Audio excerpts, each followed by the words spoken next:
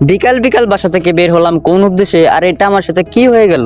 যাই হোক, যাওয়ার পথে দেখলাম কত সুন্দর দুইটা কবর একসাথে। একদিন আমাদের এই কবরে আসতে হবে। বিকাল বেলা কিন্তু গ্রামের সৌন্দর্য একটা অন্যরকম রূপ নেয়। সুন্দর একটা ভিউ উপভোগ করতে করতে উঠে পড়লাম অটোতে উঠে ভাবতেছি কি খাওয়া যায় বাজারে গিয়ে। এই দিঘিটা দেখে ভিডিও না করে পারলাম না। দেখেন কত সুন্দর একটা দিঘি। চুলগুলা মোটামুটি ভালোই বড় হয়েছে। বাজারে যাওয়ার আগে চুলগুলা সাইজ করে নিই। এইদিকে আমার মামাও বসে আছে, আমি চুল কাটবো তাই প্রায় 30 থেকে 45 মিনিট বসে থাকার পর সিরিয়ালটা পেলাম অবশেষে। আরো 45 মিনিট বসে থাকার পরে চুল কাটা শেষ হলো। যদিও দেরি করে কাটছে চুলটা, তবে সুন্দর হয়েছে। চুল কাটা শেষে জন্য মামা বাগিনা বের হয়ে গেলাম বাজারে যাওয়ার উদ্দেশ্যে একটা সিএনজিতে করে। ভাই রে ভাই, সিএনজি থেকে যে ভিউটা আসতেছিল সেটা তো আপনাদেরকে না দেখালেই না। আর এই জায়গায় মোবাইলটা ধরে রাখা খুবই টাফ হয়ে যেতেছিল যেহেতু প্রচুর পরিমাণে বাতাস। তো বাজারে এসে একটা রেস্টুরেন্টে বসলাম। আগে কিছু ড্রাগন কিনছি, ড্রাগন ফল কিনে তারপর রেস্টুরেন্টে এসে বসলাম।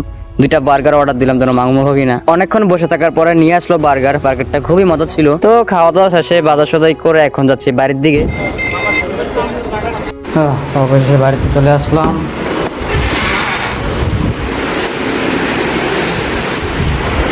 আজকের মতো এতটুকুই।